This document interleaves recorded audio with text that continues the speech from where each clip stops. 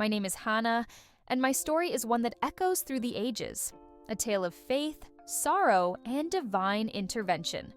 I was once a woman without hope, barren and brokenhearted, longing for a child of my own. My husband, Elkanah, loved me deeply, but in the eyes of society, I was seen as incomplete, for I could not bear him children. My heart ached every day, especially when my rival, Peninnah, mocked me for my infertility. She taunted me relentlessly, and I felt as though my very womanhood was being stripped away. Each year, we would travel to the house of the Lord at Shiloh to offer sacrifices and prayers. And every year, I would pray for a child, my voice trembling as I made my plea before God. But one year, everything changed. As I stood in the temple, heart heavy with anguish, I poured out my soul to God.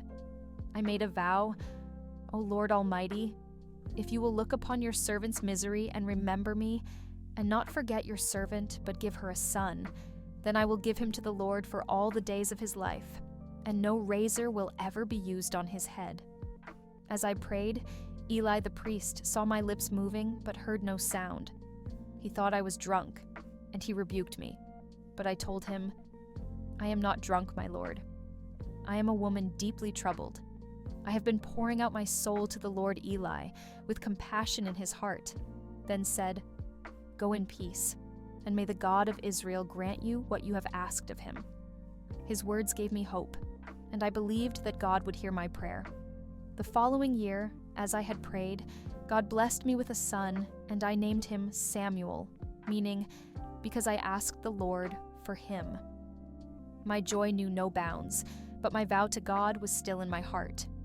When Samuel was weaned, I brought him to the temple and left him in Eli's care, fulfilling my promise. It was not an easy decision, for my love for Samuel was fierce, but I knew that he was a gift from God and that he belonged to God. I left him there to serve the Lord all his days. But my story does not end in sorrow or loss. In the years that followed, God blessed me with 3 more sons and 2 daughters. My faith had been tested, and God had answered my deepest prayer in a way I could never have imagined. In return, I rejoiced and praised God for his goodness and faithfulness. I sang a song of praise, saying, My heart rejoices in the Lord my horn is lifted high, my mouth boasts over my enemies, for I delight in your deliverance. Though my heart had once been broken, God had restored me and filled me with more than I had ever dreamed. And through Samuel, God would speak to the nation of Israel, guiding them through turbulent times. My story reminds us all that even in our darkest moments, when we pour out our hearts to God in faith, he hears us, he sees us, and he answers according to his perfect will.